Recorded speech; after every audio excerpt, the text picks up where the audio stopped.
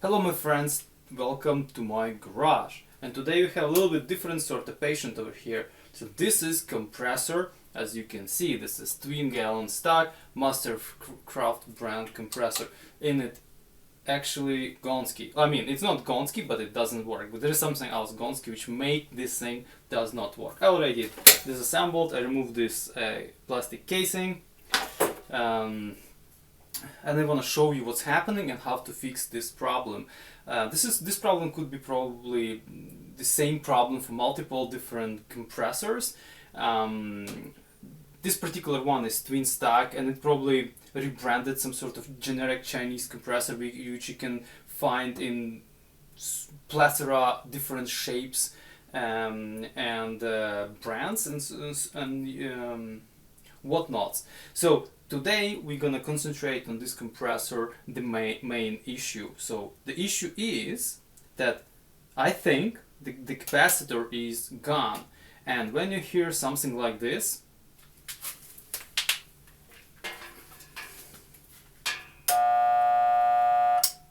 that means highly likely your capacitor is gone. So before you start poking around with this thing, please shut it down from unplug it from the outlet.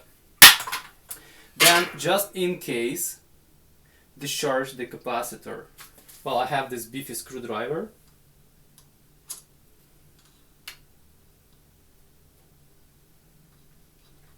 In this particular case, potentially capacitor already discharged on the motor coils, but just to be safe, in case this capacitor is not connected to the load at all, it's just floating.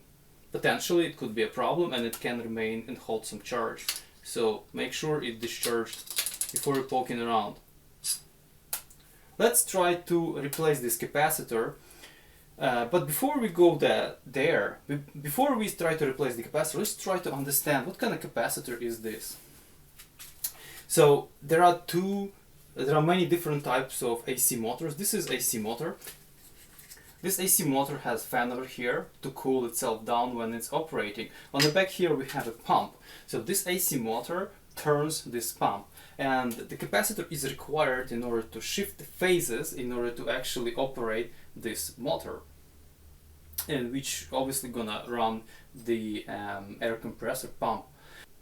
There are two major types of arrangement. One arrangement is when there is a motor and a run capacitor. Another arrangement is when there is a motor and start and run the capacitor. So in this particular arrangement we have only one capacitor, and this is run capacitor.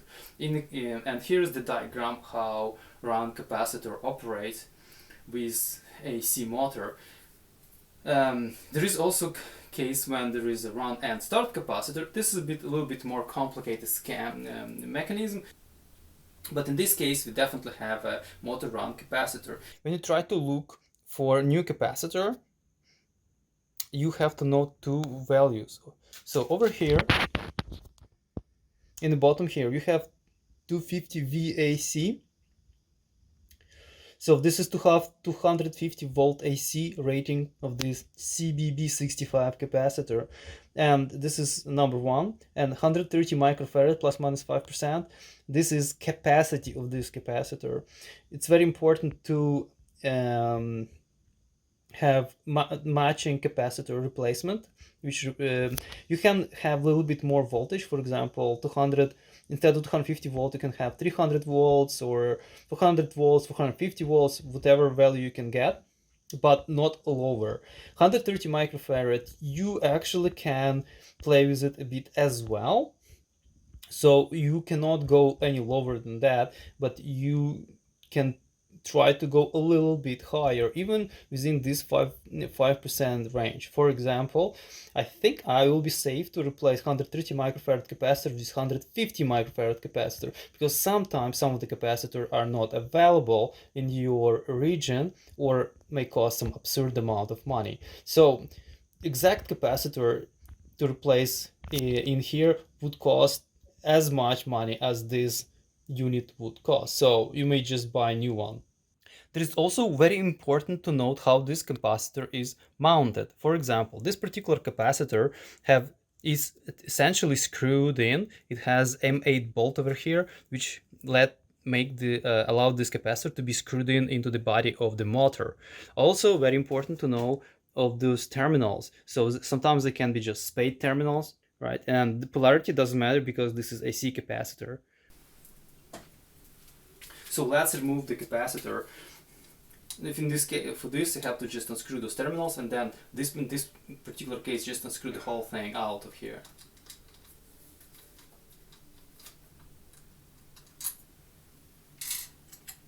When the leads are disconnected, you can just unscrew your capacitor, but it could be differently mounted. It could be just have special seat when it just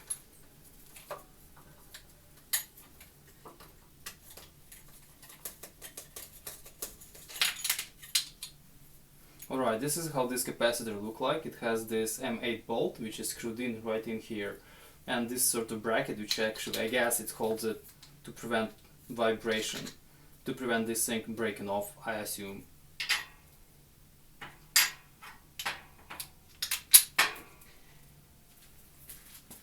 Well, we got our replacement capacitor, and as you see, this capacitor is vastly different from this capacitor. First of all, this is CD16, whatever it means. Secondly, it's 150 microfarad, 200 VAC, plus minus 5%. So I decided to use 150 microfarad because I couldn't find 130 microfarads for my unit. I think this capacitor would do, and let's try to put it on and see how it works.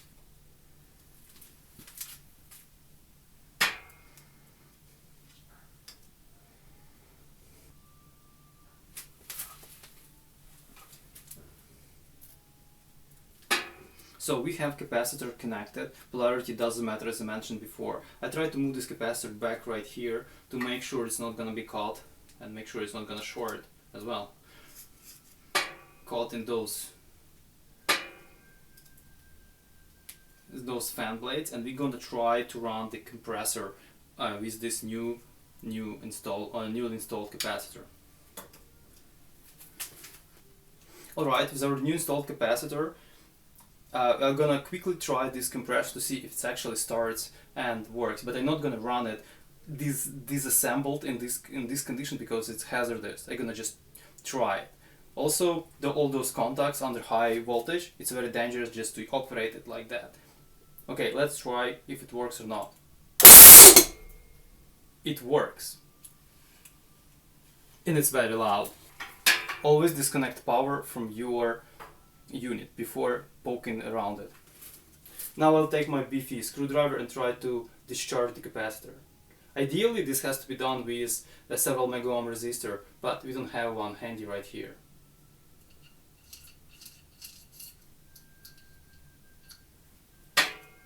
It seems to be fine. I think this step is maybe redundant, but I just feel better when I actually make sure the capacitor is discharged. Alright, as you notice, our capacitors are vastly different, so I have to solve a problem, how to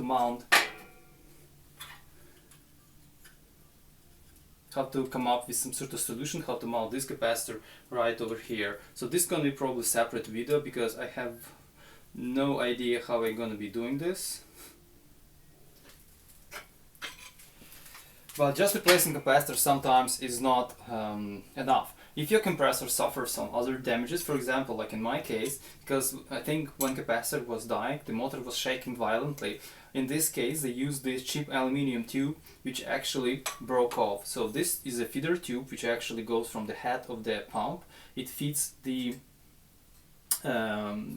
compressor tank. So what happened? It got sheared right here, and now obviously it's not working. So compressor is not connected with the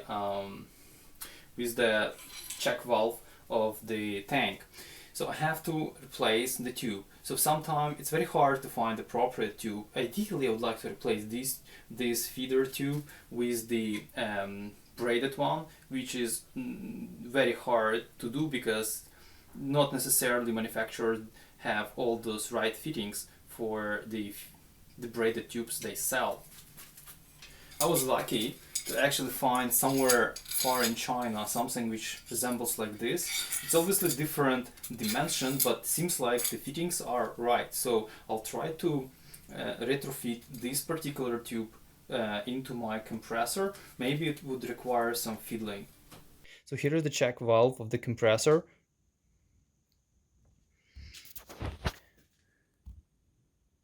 And here is the so here's the output of the pump head, or this is the output orifice of the head. So this has to be connected one to another. I would prefer to use this sort of braided hose, but I couldn't find one for particularly for this particular size. The ones I can find is only were designed for the household plumbing, and obviously they won't fit.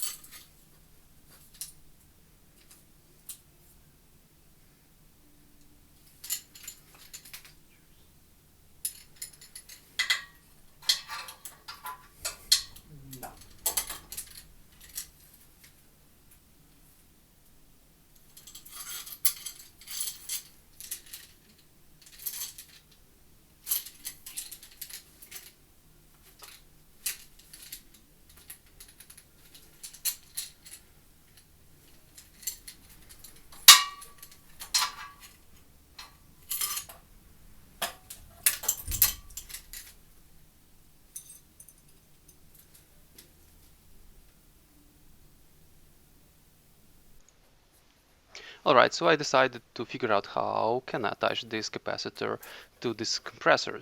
Well, the simplest solution for me was actually drill 4 holes in the housing of the compressor and use zip ties to actually secure the compressor to the housing. I know this is not the best solution because potentially a capacitor can get loose when this whole contraption vigorously shakes during the compressor operation, but I think it's gonna work. Plus, it's gonna be actually I'm gonna use 2 zip ties and hope it's gonna be secured in place. Again, after I maybe come up with better solution. For example, 3D print some sort of a retaining housing and attach it way more securely to the housing. But at the moment, this gonna work. I think that's gonna work fine.